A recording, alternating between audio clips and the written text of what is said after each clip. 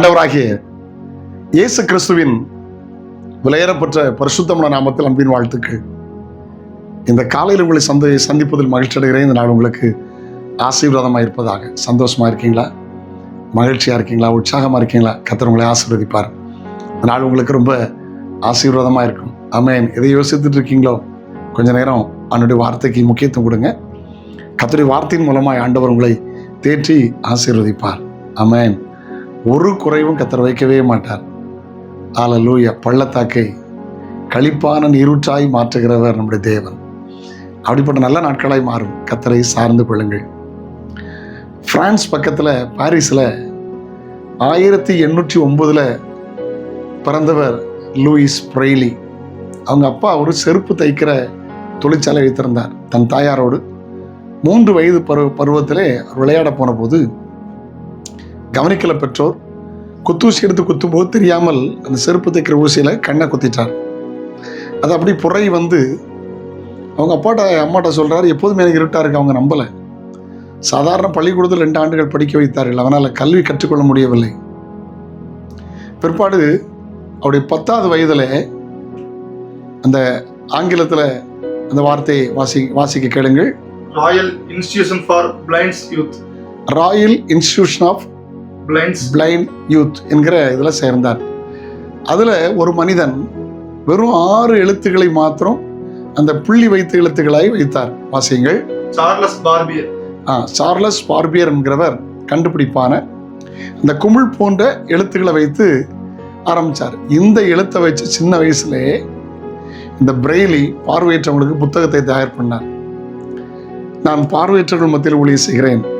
3வது சனிக்கிழமை சில மாதங்களை தவிர எல்லா மாதமும் 70-80 பார்வையற்ற மக்களை கூட்டி கொண்டு வந்து ஆகாரம் கொடுத்து சுவிசேஷம் அறிவித்து அவர்களையும் சுவிசேஷம் அறிவிக்க பயிற்றுவிக்கிறோம்.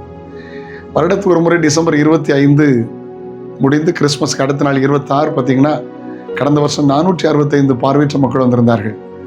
உதவி செய்கிறோம். இப்போ எல்லாம் ஆடியோ பைபிள். முன்னால் பார்த்தீங்கன்னா பிரெய்லி இந்த புள்ளி வைத்த எழுத்துக்களை வைத்து அவர்கள் வாசிப்பார்கள். அழகாக இருப்பார்கள், வாசிப்பார்கள். இந்த எழுத்தை கண்டுபிடிச்சது இந்த லூயிஸ் பிரெய்லி. லட்சக்கணக்கான பார்வையற்ற மக்களுக்கு ஆசீர்வாதமாய் மாறிவிட்டார். கர்த்தருக்கு ஸ்தோத்திரம்.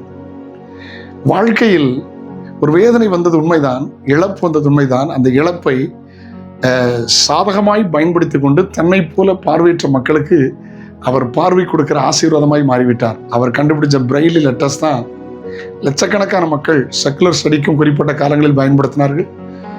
வேதாகமத்தை கற்றுக்கொள்ளும் பயன்படுத்தினார்கள். இன்றைக்கு தான் ஆடியோ வந்தது. அன்னைக்கு அப்படி தான் பயன்படுத்தினாங்க. ஆண்டவர் நானே பார்த்துருக்கிறேன். அழகாக தடவை வாசிப்பாங்க, ஆச்சரியமாக இருக்கும். ஆண்டவர் நல்லவர். கர்த்தருக்கு ஸ்தோத்திரம். ஆண்டுடைய பரிசுத்தமுள்ள நாம் பயன்படுத்த அந்த பிரெய்லி எல்லா லாங்குவேஜ்லையும் பயன்படுத்த ஆரம்பித்தார்கள். அதுக்கு காரணம் இந்த லூயிஸ் பிரெய்லி. ஒருவேளை தன் பார்வை இழந்திருந்தாலும் பார்வையற்ற மக்களுக்கு ஆசீர்வாதமாய் மாறினார். உங்கள் வாழ்க்கை எப்படி இருக்கிறது? குடும்ப பிரச்சனைன்னு யோசிக்கிறீங்களோ? தொழிலில் பிரச்சனை யோசிக்கிறீங்களோ? உங்கள் வாழ்க்கையின் பள்ளத்தாக்கை நீரூற்றாய் மாற்ற ஆண்டவரால் முடியும். யோசேப்பு வாழ்க்கை அப்படித்தான் இருந்துச்சு, தானியேல் வாழ்க்கை அப்படித்தான் இருந்துச்சு. ஆனால் அதை அவங்க பயன்படுத்தி ஆசீர்வாதமாய் மாறினார்கள். வாசிக்க கேட்கலாம். சங்கீதம் 84:6. ஆமென். அழுகையின் பள்ளத்தாக்கை உருவ நடந்து அதை நீரூற்றாக்கி கொள்கிறார்கள். மலையும் குளங்களை நிரப்பும். ஆமென். ஒருவேளை உங்களுடைய வாழ்க்கையில அழுகையின் பள்ளத்தாக்கு போல இருக்கிறதா? நீரூற்றாக்கி கொள்ளுங்கள், செழிப்பாய் மாறுவீர்கள். ஹல்லேலூயா. யோசேப்பு வாழ்க்கையில கிட்டத்தட்ட ஒரு 13 ஆண்டுகள் அழுகையின் பள்ளத்தாக்கு போலதான் தெரிந்தது. போத்திபார் வீடு ஆசீர்வாதமாய் இல்லை, சிறைச்சாலை சுமூகமாய் இல்லை. ஆனால் காலங்கள் வந்தபோது தேசத்துக்கே ஆசீர்வாதமாய் யோசேப்பை மாற்றினார். உங்களையும் ஆசீர்வதிப்பார். அழுகையின் பள்ளத்தாக்கு நீரூற்றாய் மாறும். இயேசுவை சார்ந்து கொள்ளுங்கள். இந்த நாள் உங்களுக்கு ஆசீர்வாதமாக இருக்கும். ஜெபிக்கலாமா?